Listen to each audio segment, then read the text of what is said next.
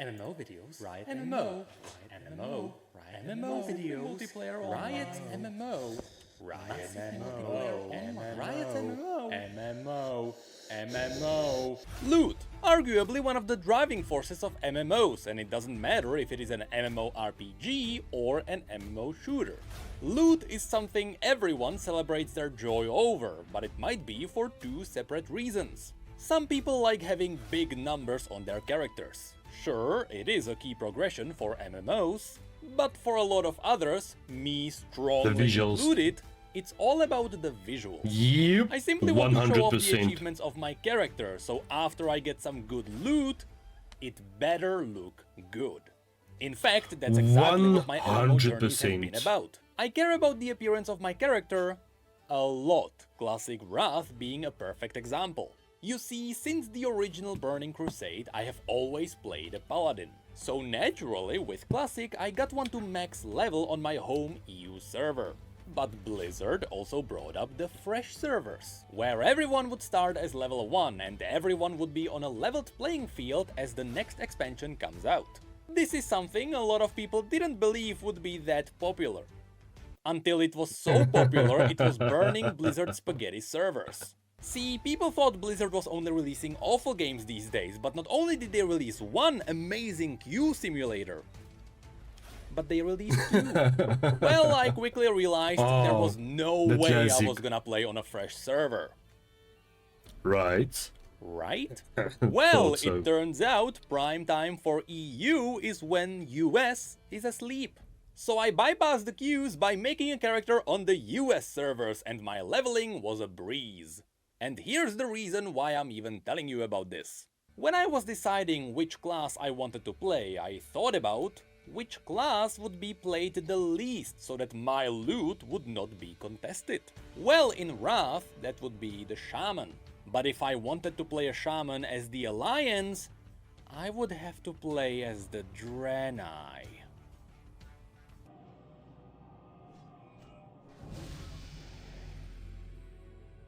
Visuals matter to me. I can't play a character that looks awkward. Yep. But thankfully, Oh, in that looks Riot's nice. universe, the armor and weapons That are looks badass. so nice. We already had a look at the world of Runeterra. We also talked about all the existing races in this universe. I showed you the greatest villains and bosses we will inevitably get to see.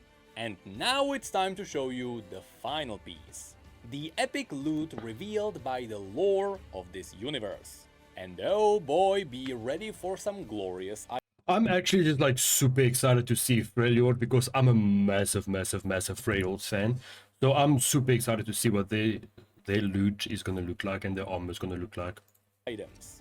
This video will be split into two halves. The first half of the video will talk about all the armories of all the different regions, and I'll show you what their typical armor looks like. With the second half of the video being the juicy one, because I'll show you some legendary weapons from this universe, but 25 I will and also still show you alive. some real 3D models of the weapons which I pulled from the Ruined King game. So we'll be able to have a look at some real models that tease what we could see in the MMO. But Oh, first, let's okay, go okay. region by region and let's have a look at the typical armories.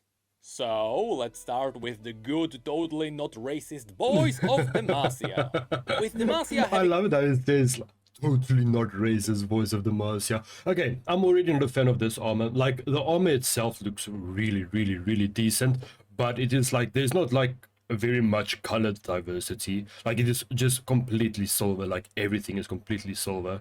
Like the armor itself looks absolutely amazing, but the rest I'm not a huge fan of. the classic white castles and knights in shiny armor. That's exactly what we should expect here. Besides the rugged appearance at low levels, which we should expect everywhere, the armor of the Dauntless Vanguard is just about the most iconic here. Okay, those looks Being better. made of petricite steel, it is naturally pale and resilient to magic.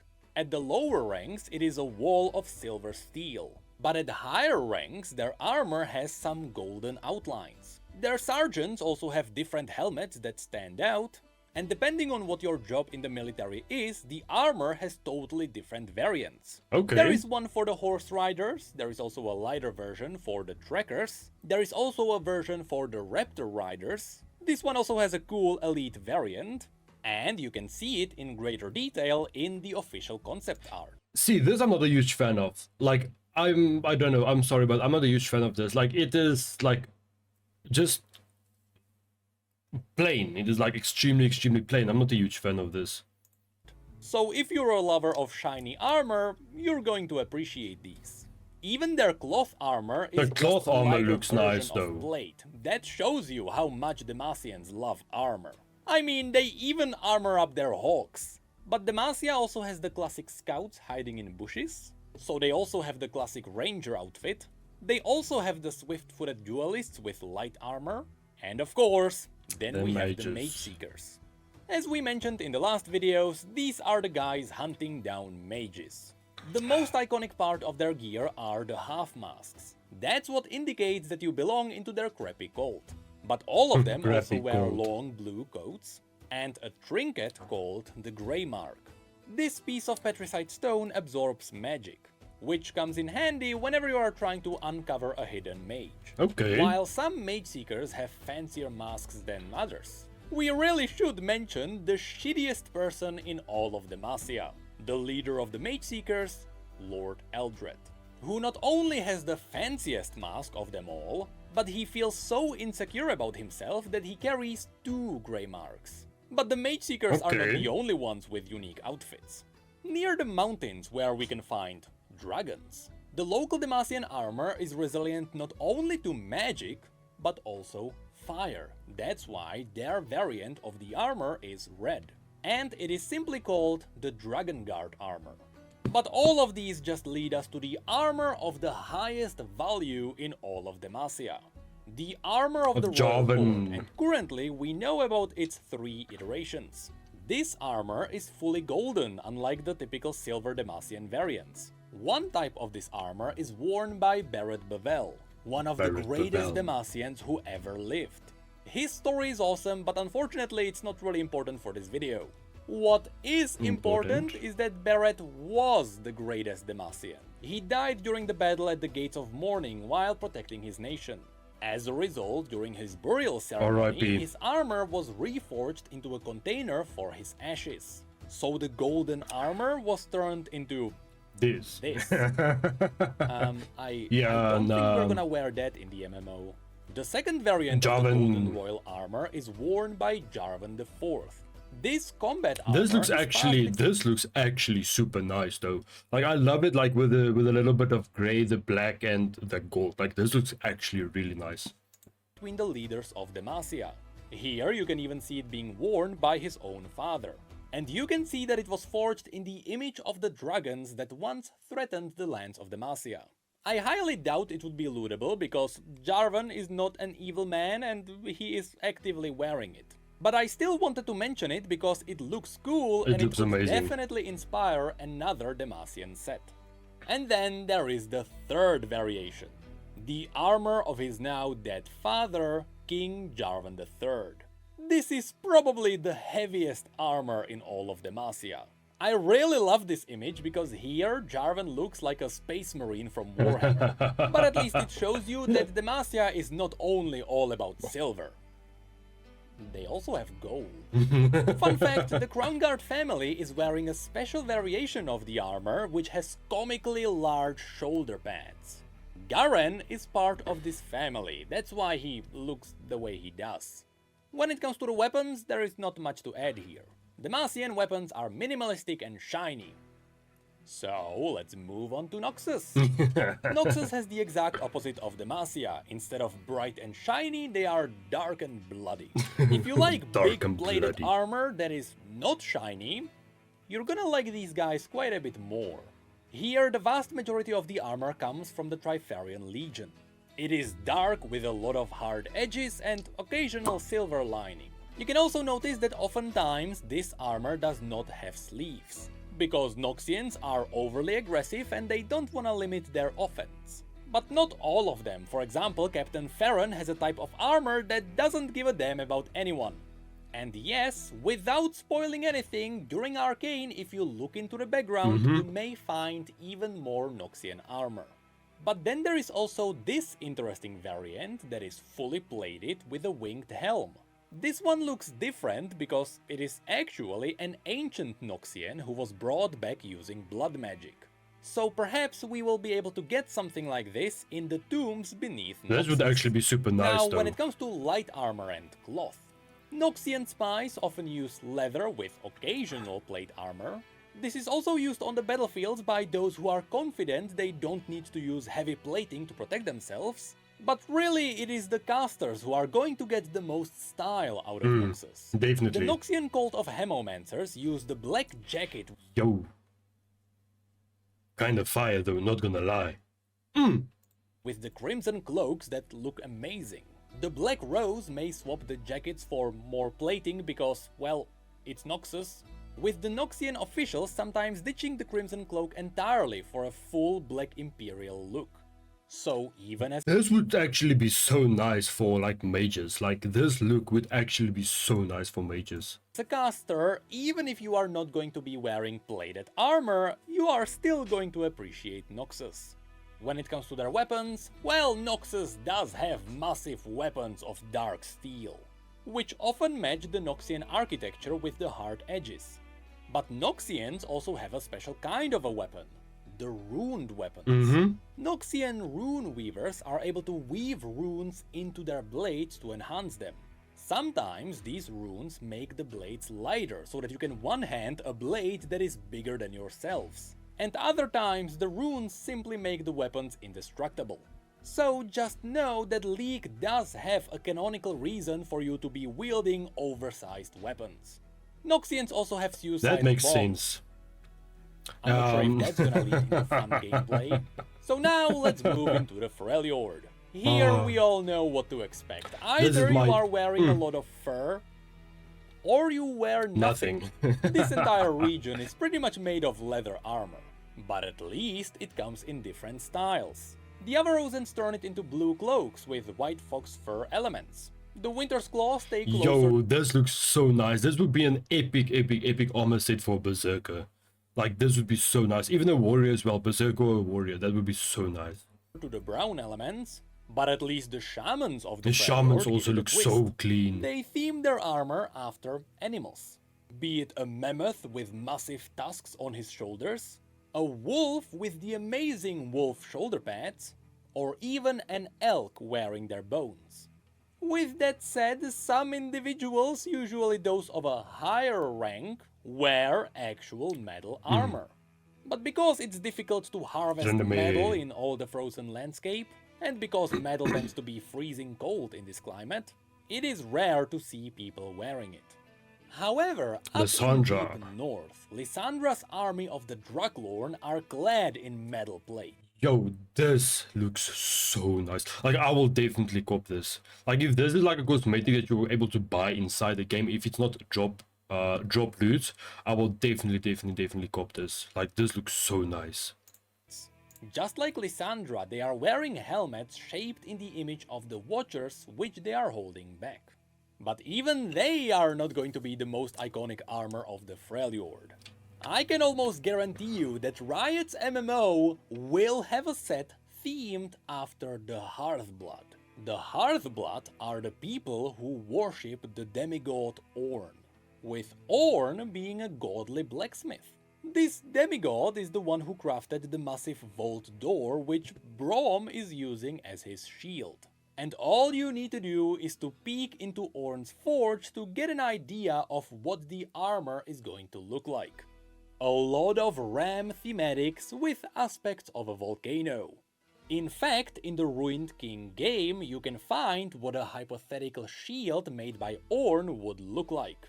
Ornn is simply far too iconic for this region, so expect at least one fire ram based set. That would actually be But so here I nice also though. very quickly want to add one more thing. Even though these people are rarely talked about, the Freljord also has its own scavengers. And it's a shame. Like, why does this scavenger armor look so nice? I mean, especially this one. Look how fucking amazing this looks. Why does the scavenger armor look so nice, eh?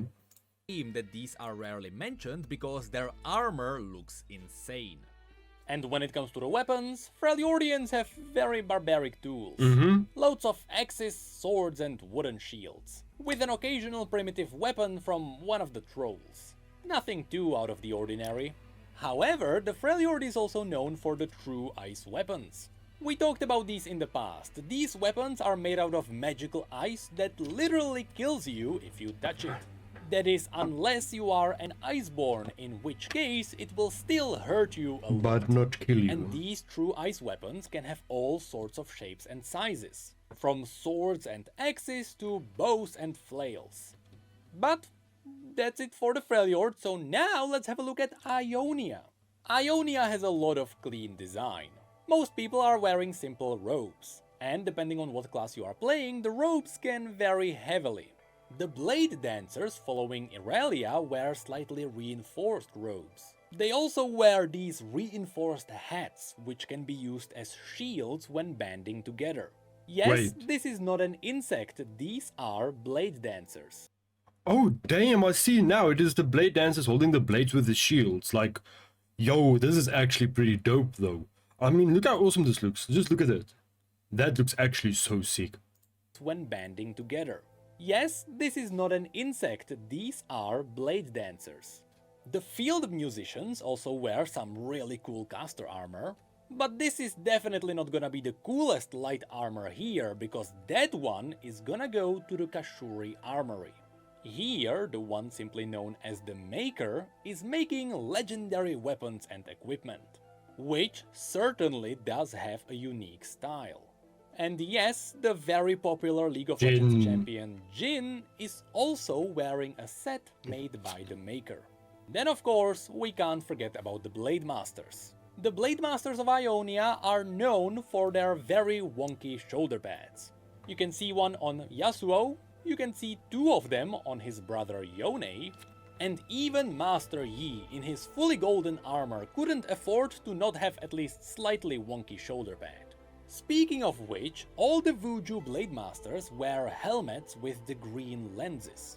These allow them to see what is happening in the spirit realm, so I Yo, that wouldn't is be actually surprised so if nice, one though. of these weird helmets was obtainable in the game.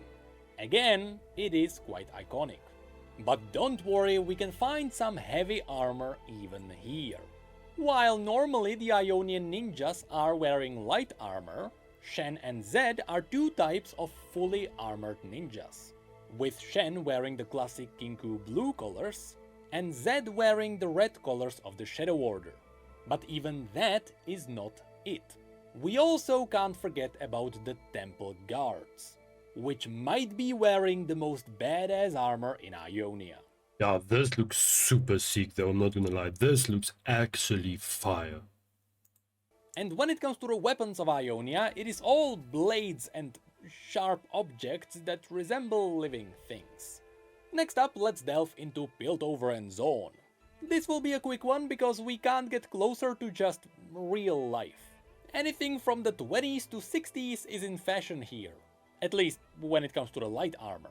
But even that has a cool twist here. Because Piltover and Zaun are based on technology, sometimes you can find some really great examples of proper tech wear, with the Pharaoh's family being the best example. Here they are wearing a straight up Tesla suit. And here one of the leaders of the Pharaoh's family has a very good armor set, where you can see all the hard labor on their shoulder pads. I don't know, I'm not, like, it looks really nice, don't get me wrong, but I'm not a huge fan of it. It is too chunky, like, it is too bulky, you know, like, I'm not a huge fan of this. It looks really nice, but it's not one of my favorites. This is definitely one of the more unique armor sets of Piltover.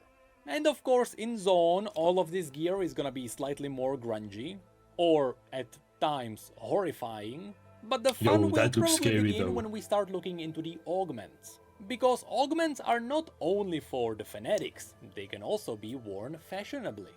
And I can't wait to see all the different augmented armor sets. When it comes to the heavy armor, don't look into the forges, I'll tell you that much. But really all the heavy armor goes to the Wardens, the heavily armored police force of the city. However, some of the Barons of Zaun may be teasing some heavy armor as well. When it comes to the weapons of Piltover and Zaun, well, it's anything that can be engineered. So probably primitive guns, explosives and hidden knives. From here we're going to Shurima. Shurima is going to be very simple too. Either you are from the desert, or you're from the capital, or you are from Icathia. In the desert you can find a lot of primitive technology, so don't expect much there. Although some of the raiders' gear can be appealing at times, but from the civilized areas. The Chronomancers show us a good bit of what caster armor from Shurima could look like. We can also find more caster's armor on Xerath's acolytes, but even more in the capital city itself. In fact, I can show you quite a few good examples. Shurima really likes to wear cloth after all, though some rogues may prefer some of these leather sets. But when it comes to something heavier, Shurima's golden army comes to the rescue. They are big fans of gleaming golden armor, though they are not as heavily armored as someone like Demacian. We could also mention that even though Icathia was utterly destroyed by the Void, their kingdom used to have soldiers that look like this. So should we ever delve This looks actually so nice though, the sand soldiers. Like this armor looks, actually this looks clean. This looks clean as fuck. into some of the tombs in Shurima, maybe we can find something like this. And yes, this is also the type of armor that Jax is wearing. Now, when it comes to their weapons, it is golden spears all around, with an occasional scimitar. However, some people are using the Void as a weapon against itself. So that's where we get these. I wouldn't be surprised if Riot really gave us one of these weapons, but it would have to be endgame. I really love the concept of this kind of a weapon, and let's be honest, a full set of void-corrupted weapons sounds like really great raid loot. Next, let's very quickly mention Targon. Most Targonians don't wear much, but when they decide to wear something, it is usually in the image of their religion. The Solari are clad in more of a golden armor, since it is themed after the sun. They are also very defensive people, so they also use giant shields, with the most iconic soldier of them all probably being Leona, but I prefer the Daylight Spear, Ravoon. Yeah, this looks nice. And obviously, just like their armor, their weapons are also themed after the sun. In fact, you can see the weapons being forged here by the Sun Forger. The Lunari, on the other hand, wear more of a lighter armor. Here we can get good examples of caster's gear. And here you can see something more of a rogue set, with Diana herself wearing just about the heaviest armor the Lunari can offer. It's not much, but it's an honest work. When it comes to their weapons, it's an honest work. Curved blades, because you know they resemble the moon. And in some rare cases, the Lunari can also summon celestial weapons from the cosmic realms. So when it comes to the end game, I wouldn't be surprised if the Celestials gave us one of these weapons. Yes, these are actual canon celestial weapons. And they are all... If I'm not mistaken, I think this, I might be wrong. If I am, please correct me in the comments. But if I'm not mistaken, I think these are Olaphilios' weapons, if I'm not mistaken, eh? All his variety weapons. Guns. But besides these, if you'd like to see some more iconic sets, we have the Warriors of Rakor, who resemble the classic Spartans. The Herald of the Dragons is wearing a very interesting mask. The Goat People have their own gear. But most importantly, we better get an armor set themed after the celestial aspects. These creatures are just so damn cool. Next up, we should also mention Bilgewater. Bilgewater, boy, the pirates. Just pirates, guns, cutlasses, corsair clothing. But besides the normal pirate wear, we can also mention the religious Buru worshipping the god of motion Nagake Boros. Their entire aesthetics are themed on Aztec stone. At least that's when it comes to the heavier armor. If you'd like to see some caster's armor, be ready for tentacles. Loads and loads of tentacles. But I'll tell you one thing, I just love it how he says tentacles, like tentacles. I just love it so much. I want to see an armor set themed after Nautilus. Oh, that would be so nice. I like plate armor. Anyway, let's finish this first half of the video with the last place. The Shadow Isles. Obviously, before the Shadow Isles were the Shadow Isles, they were the Blessed Isles. That's where most of the design will come from. Of course, we know that the Sentinels originated on the Blessed Isles, so all of these light pale sets come from here. Also, before we get into the darker stuff, I can show you all of these guys who show us some uncorrupted. This would actually be so nice for an event, you know, like a J-Stay event or something like this. I think that would be so nice, like for a J-Stay event, to get this, like make it a limited edition or limited time collectibles. So you do some quest for a J-Stay event or Halloween event or any event, and then you must be able to acquire these armors. I think that would be actually so nice. Corrupted light sets. But then things get dark. This place has a lot of interesting light armor, with my favorite being the set of the Rekindler. There is something so simple and yet so cool about this one. I also really want to see a set themed after one of the spirits of death. This would be a great one for casters. But then of course there were a lot of people who came here to vanquish the dead. And eventually they would be claimed by the undead as well, and that's where we can get these cool sets from. But also, the Shadow Isles are riddled by the soldiers of Kamavor who once raided this place. Some of them were armor themed after the dragons of Kamavor, but others come from the Iron Order wearing dark skeletal sets. But that's really it when it comes to the kinds of armors that come from this universe. Of course, I could keep going, but there is only so much time we have for a video.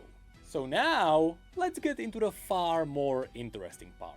And let's talk about some very specific items which we will see in Riot's MMO. Whether we'll be able to loot them or not is a whole separate conundrum. For example, in the past, Blizzard knew that Frostmourne was so legendary they couldn't just give it to players and let them run around with it. Not when the lore dictated that there could only ever be one Lich King. So when the players finally defeated the Lich King, Blizzard didn't give them Frostmourne, but they gave them a weaker version of it called Shadowmourne. But then 10 years later, everyone was able to run around with the shards of the Frostmourne, so I don't know what the logic was. That looks Anyway, actually so the point nice, is, though. I am going to show you items that canonically exist in this universe. There are no buts or ifs, these legendary items exist in the game. And to make things even more interesting, first I'll cover all the legendary items which we are unlikely to get, though Riot may still give them to us for the sake of it being cool, and then we'll get into some proper loot. So first, let's mention Drakebane. This legendary weapon This is of the the weapon Demacian of... kings was Yeah. designed to slay drakes. It is a hybrid between a spear and a sword that can extend itself. The art of fighting with it is only really known to the Lightshield dynasty. And when wielded in combat, the weapon is just as dangerous to its wielder as it is to the enemy. And Jarvan only ever pulls it out when things really get serious. I doubt we will ever be able to get this legendary spear, but we are most likely going to see it in action in the MMO. Also in the category of legendary, likely unobtainable weapons, we have the legendary gloves of Nezuk. Long story short, a very long time ago there used to be an ascended warrior who was trying to figure out how to defeat the void monsters. His name was Horok. Over time he figured out that he can use the void against itself, and so he infused his glove with voidy energy. This created a weapon known as the Netherblade of Horok, a magical blade that was mounted to his wrist which could cut through just about anything. Years later, Horok died, and many centuries after that, his tomb was looted by the champion known as Kassadin. As you can see, this is what the Netherblade looks like. However, many years before Kassadin picked up the Netherblade of Horok, there was another ascended called Nezuk who raided the tomb as well, and he stole the other glove. Eventually Nezuk died too, and Nezuk's tomb was raided by Ezreal. So Ezreal and Kassadin are each wielding a glove, which make a complete set, and together they are wielding power which even they probably don't comprehend. But because both of that us is something I did guys, not know, I though. doubt we are going to be able to steal their gloves. And this is where we can also mention the Hammer of Orlon. This one is very crucial for the story arc of Poppy. Poppy is on a quest to find the rightful owner of the Hammer of Orlon. Someone who could fully unlock the hammer's potential, without knowing the fact that she herself is the rightful owner of the hammer. and that what she Okay. can do with the hammer is not normal at all. So the moment you take the hammer away from her, you destroy a beloved character. That's why I don't believe we will be able to get the Hammer of Orlon. Lastly, we could also mention the weapons of the aspects, like the Zenith Blade. It's simple, I don't believe Riot is going to allow us to fight a decently friendly fan-favorite champion such as Leona. So we are likely not getting that blade.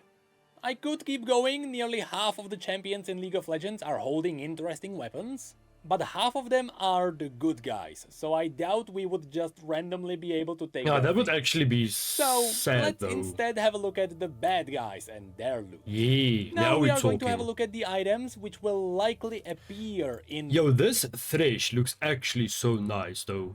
This Thresh set looks actually so nice. This would actually be such a cool set for Necromancer. Like if they make a Necromancer class, like this set would actually be so nice for Necromancer. the MMO, and for which it is only up to Riot whether they decide to let us obtain these items. Here, above all, we have the legendary sword and shield of Commander Ledros. Ledros played a big role in the story of the Ruined King, but not big enough to prevent us from looting his weapons. So I truly would not be surprised if we were able to get them in the MMO. Especially since Ledros was the Ruined King's most powerful frontline soldier. The sword stands out because it was broken in half, but it was reforged by unholy magic, with the shield being reforged by crystallized death. Fun fact, you can find Ledros with his fully 3D modeled weapons in the Ruined King game. So Okay. these will be quite the beauty to behold in the MMO. Next, there has to be some kind of a legendary weapon crafted By by Ornn. Ornn, Yep, with one good definitely, dude. example already Definitely. existing in the lore. Remember how in WoW people went on a legendary quest to forge Thunder Fury? Or at least it was epic back in the day? I really want to see us do the same, but with Ornn forging the weapon. In fact, he kinda already did it once. In the lore, Ornn forged himself some tools. A spade, a hammer, and a fork. Later, after a battle with his brother Volibear, he threw all the tools besides the hammer away. According to a legend, the fork landed in the oceans somewhere in the east, where a merking picked it up and he used this mighty trident to rule the oceans. Oh, That's damn. how legendary Ornn's weapons are. He literally made himself a fork, which was so powerful mortals could use it to rule the world. And who knows, maybe we will be able to find this very fork in the game. That would be So actually please, Riot, pretty we dope, need though. one of Ornn's weapons. And here is where we can also mention the Vuju blades. I don't think there is going to be a legendary quest behind these or anything like that. I believe by one way or another we will be able to get a Vuju blade and it will just have some flavor text. But I still wanted to give you a context behind these weapons. You see, the greatest bladesmiths around the world have a way to enhance their work. They would forge a blade, write a poem, and they would bring it to Doran in Ionia. Master Doran would then take these blades and the poems and he would plant them in a hidden place known as Mistfall. After planting them down, he would wait for an entire year. During this time, That the is long, ruling though. spirits would bless the blades and greatly increase their power.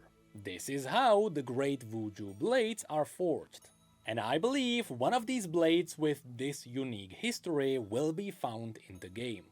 And lastly, before we get into the big ones, there is an Okay. idea I had which I really hope Riot is gonna steal. You see, one of the big bad guys we are gonna fight is going to be Sion, a legendary warrior of Noxus who was brought back to fight again using blood magic. The cool thing about him is his metal jaw. The jaw is actually the crown of King Jarvan II, whom Sion had killed. So when we get to fight Sion, I would love it if he dropped the crown of King Jarvan II and we Yeah, that could would be wear actually it so as an nice. actual helm. That would be such a cool touch to Sion's loot. That would Now, be sick before we though. get to the top 3 pieces of loot I want to show you, there is something else I want to show you. Something which you won't be able to find anywhere on the internet. And I know it because I was looking for it. And I couldn't find it anywhere. So, I did it myself. I went to the Ruined King, which is a game now available on Steam, which depicts a story that actually happened in the universe of Riot's MMO. And I went through the game files and I pulled out all the weapon models. Oh damn, Now, okay. in this game, you have 6 party members, each of which is using a totally different weapon. It's kinda like how weapons work in something like Diablo. And because it is an RPG game, the weapons have different models. And here's the kinds of weapons I am going to show you. Yasuo is using swords, Braum is using shields, Ari is using orbs, Misfortune is using pistols, Pike is using daggers, and Ilaoi is using idols, which is basically oversized trinkets. So, let's start with the swords, shall we? Feel free to pause at any time to check these out. Yo, You can this see looks how a lot so of the swords nice. are themed after certain regions, but some of them are named swords, which we will probably see in the universe. At the bottom we can see Hextech Gunblade and Stormrazor, and in the middle you can find Manamoon, Muramana, and Doran's Blade. Next up we have the shields. Of course, in Ruined King the shields are carried by Braum, who is a very big guy carrying a very big shield. So of course all of these are a bit oversized to match him. I also found out that some of them did have recoilers, which to be fair is standard for any RPG game these days, so I included them here too.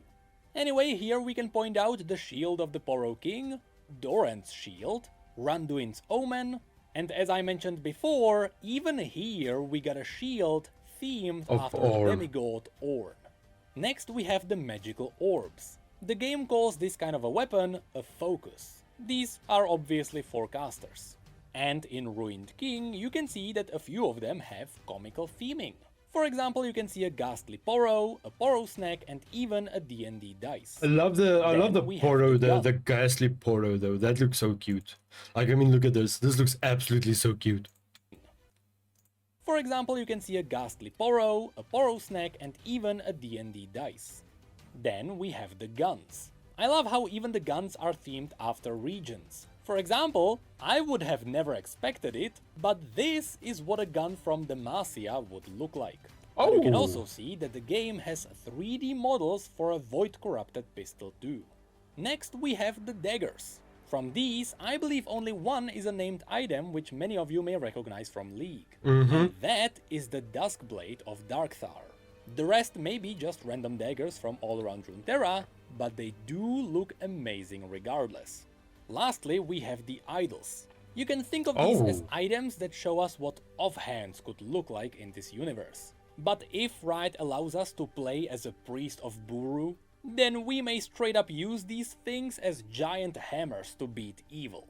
Of course, one of these idols is themed after Poros, but I can mention that this one is known as Corin Revek's paperweight, with Corin Revek being Oriana's father, whom people may know from League of Legends.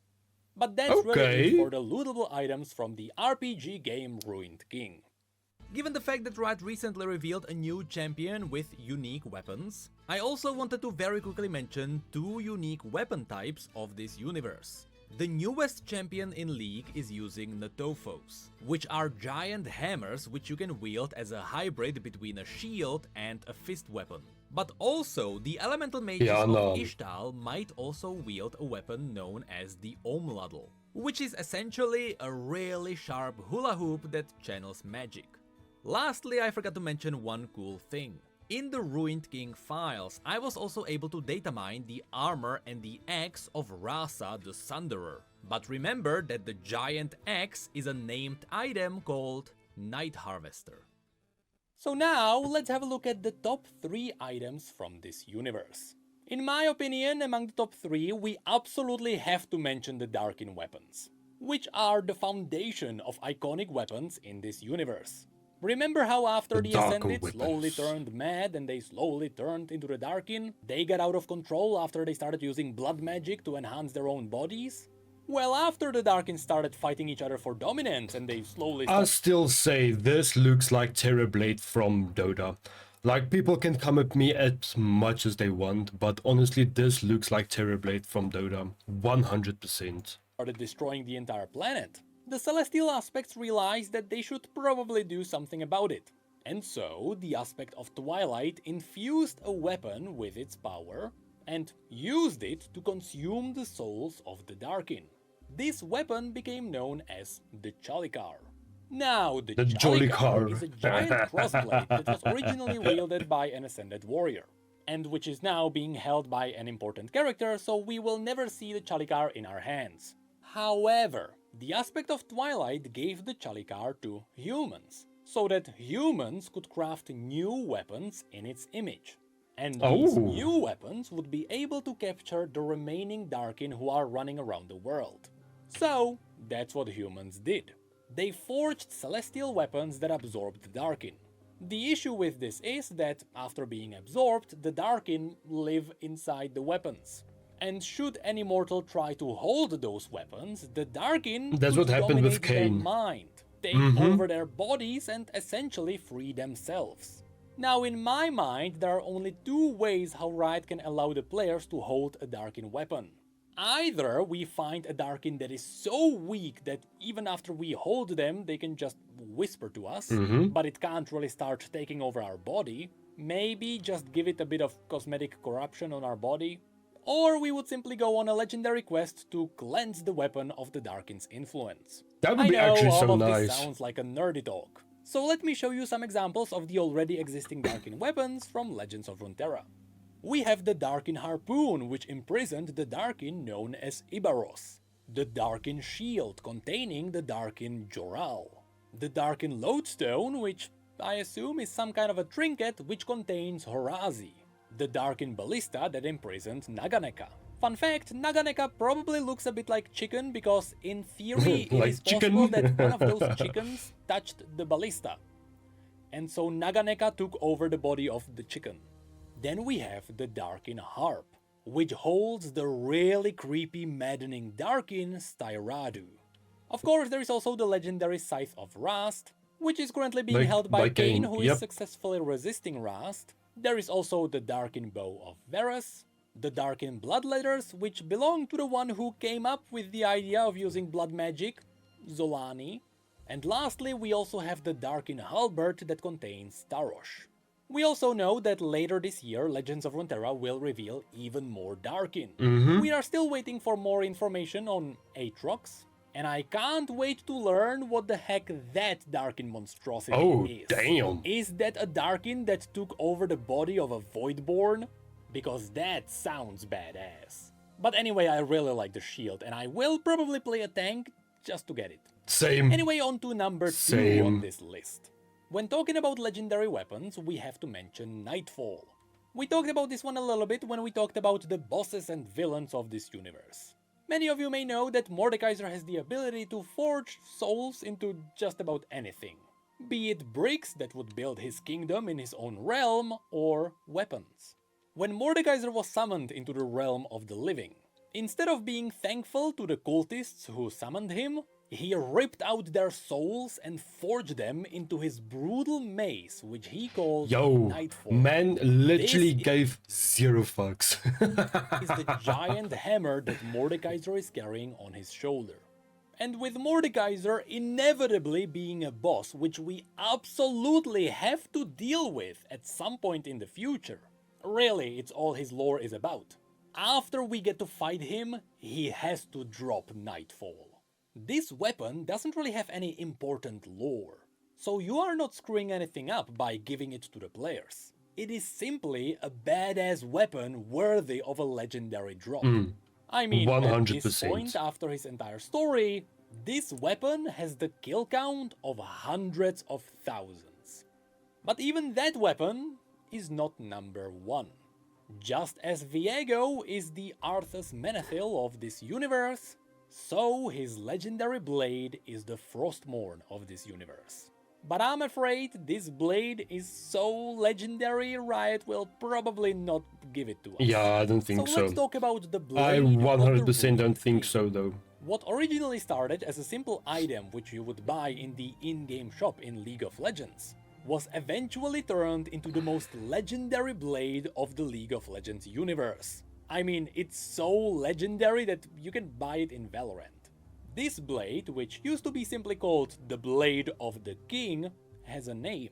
It is called Sanctity. For when this Sanctity. blade appears, people of Kamavor know they are safe. It has two very unique abilities. Sanctity is always stored in its sanctum inside Kamavor's capital, but its wielder can instantly summon it anywhere across the world. That's what you can see Viego do in the cinematics. He is not conjuring it out of thin air, he is simply summoning it. Its second ability is what gives the blade its power, and it's what gives the blade a second name. You see, the Blade of the King is passed down between the kings of Kamavor. The current wielder is Viego, to whom it was passed down by the Lion of Kamavor himself. But every time the blade is passed to a new owner, the blade takes a piece of the would-be king's soul. Then it either kills them on the spot, or the blade deems them worthy and they are allowed to rule Kamavor. Passing this test is not easy, and the blade claimed countless kings before. That's why Sanctity also carries a second name, the Soul Render. Of course, because it is being passed down for generations, the blade is currently holding pieces of the souls of all the previous kings. At least, that's what we believe is the case. What we do know for sure is that when Viego died, he was stabbed by his own soul, which is the blade that contains a piece of his own soul. So because his own blade couldn't claim him, that's one of the many reasons why Viego's death caused a massive explosion of undeath. It is the blade that is responsible for creating the Shadow Isles. And it is the blade that is going to claim us once we inevitably get to fight Viego in the MMO. Of course, you know we have to face Viego, because you're not one of the people who skipped over the last video and you have all the context, right? And of course it's going to be up to Riot whether they decide whether they want to give us the blade or not. Unlike Nightfall, Sanctity is very important for the lore. The souls inside the blade could push the story forward, and in fact, I wouldn't be surprised if Viego's own soul in the blade was the key to destroying him. But that's an issue for future Riot to figure out. Anyway, that is it for this video, and that's gonna be it for MMO videos for a while. Many people ask me if I feel like I'm oversaturating the MMO videos. And I'd like to say, no. So far, I am only showing people what actually exists in the universe. Nothing more, nothing less. But from this point on, if I dive into other topics, I feel like there wouldn't be enough content. And I would have to start going into heavy hypotheticals. And that's not really what I want to do. I want to show people the beauty of Riot's universe. And I want to show people that League's lore is really good. And it's been really good for League's about lore 7 is years now. honestly one of the best gaming lores I've ever seen as well. Like, it is just so good. Because this is going to be my last MMO video for a while. In a classic Riot style, I want to leave you with a montage. A supercut of some of the amazing places which we know exist in this universe. It is going to be nothing but official art from this universe. And should the day come, and should we see the MMO come to fruition in like 8 years, these are gonna be the places I'll go out and look for. So thank you for watching, thank you for reacting, and I'll see you in a decade.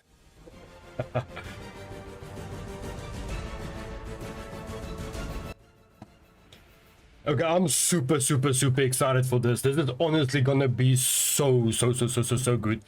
But yeah, thanks so much for watching, guys.